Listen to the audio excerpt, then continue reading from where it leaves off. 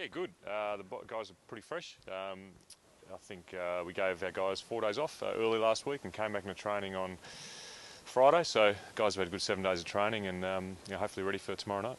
Good to have to go on the road after a break. It's good to be here. You've seen the Melbourne weather. It's 12 degrees, pouring with rain, and beautiful weather here. So I think it's a great weekend to get out of Melbourne. You making a statement with those changes after the last couple of weeks, would you say? Not really. Tommy Belchamp has been very good for us, and we just thought it was a bit of a chance to change, bring David Hill in, who's played 3 games in the reserves now and ready to play. Our intention is always to keep our rucks rotating.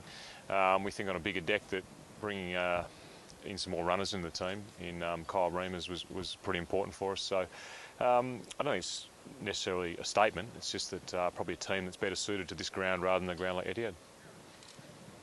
Chance for a bit of goal kicking practice over the 17 yes. goals, 32 or something like that. Yeah, hasn't been great, and you can't win many games kicking 110 in the first half. So it's something we've been focusing on, and hopefully this week our luck will change. But we've had games to the year we've kicked really well, and we've had games to the year we haven't. And the games we haven't have been tighter than they should be, or we've lost them. Bertie, what do you make of of the Dockers? 3 of their best players not playing and 4 changes. Does that make you wary, or what? There's no doubt with a coach like Ross Lyon, we're always wary. There's a huge amount of respect for Ross Lyon's teams at Essendon, the way he coaches and the way he teaches defence, and they're a very hard team to beat, and they make it hard to play against. So we're coming here. We haven't had a great record here over the last 10 years. I think we've won 2 games in 10 years against a Ross Lyon team and a Fremantle team that it doesn't have some of its best players in it, but it still has some very good talent. So we're here to win. We're here to play well, but we understand it'll be a very tough game in a position that we haven't played well at before for a long time. Does it feel like your bogey ground, Subi? The last 6 you haven't won here? Not sure it's our bogey ground. We've only been here twice as the group we are now. We played reasonably well against West Coast for 2.5 quarters the last time we were here. So we're keen to get out in a big deck and play well.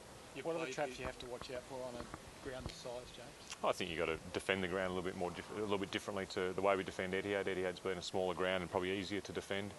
And you've got to use the ball better and in a different way so that you can get it from one end of the ground to the other. You talked about the change, Hill and Belchambers. Why do you think Hill is a better ruckman suited to this ground than maybe, say, a Belchambers? I think that, Hilly's come into some form. Tommy's form probably wasn't great last week against the Swans. And David's probably got an advantage in his ability to run and spread out outside the ground. So that gives an advantage on a bigger ground like Subiaco. Would you look to maybe put Hill in the forward line a little bit, take advantage of some height down there? Yeah, definitely. David will spend some time up forward. We've also got Paddy Ryder in the ruck, who was sensational last quarter against Sydney and rucked that whole quarter. So we're very confident in our 2 ruckmen, and they can both play forward as well. Ross made a big thing about 73 inside 50s, I think we had last match, and he seemed worried about it. If you did convert, that would put you in a very strong position, wouldn't it? To give you confidence? Yeah, well, we didn't think we played that badly against Sydney. We just didn't get the result we wanted, and there's some things that we need to tidy up, and we've worked on throughout the last 2 weeks. We played a very good team, and they're at the top peak of their form. But there's some good things out of the game that we concentrated on as well. And if you can get the ball in your 50-metre zone more than 70 times, you're doing something right. So we have to be better at conversion and using those opportunities better. But 70 odd times inside 50 is a pretty good result. What do you put that down to, particularly at a stadium like Etihad, where you're basically indoors out of the element? It's the mind, isn't it? Probably, yeah. It's the mind. I mean, and we've worked a lot on our goal kicking, and the boys will kick really well tomorrow. I've got no doubt they will. They had an off night with their goal kicking across the board. It wasn't just the forwards; it was everyone. And we're confident that that'll change this week.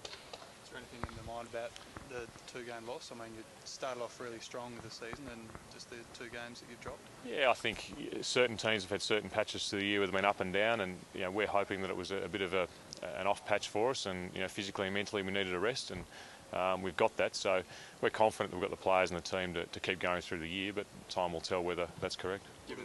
Given the congested nature of the table, are you still fairly confident that top 4's there for the taking? We've always talked about improvement and development, and we want to keep doing that, and our style of football, and keep playing good football against quality teams. And your position on the ladder will work out at the end of the year. We don't get focused on where we finish. It's playing the style of footy we want to play, and hopefully that leads to a good position on the ladder. It's 2 interesting styles of footy. A free-flowing game from you guys, I guess, and a bit of a defensive game plan from Fremantle and Ross Lyon. How do you think the game will pan out and the way the two sides met?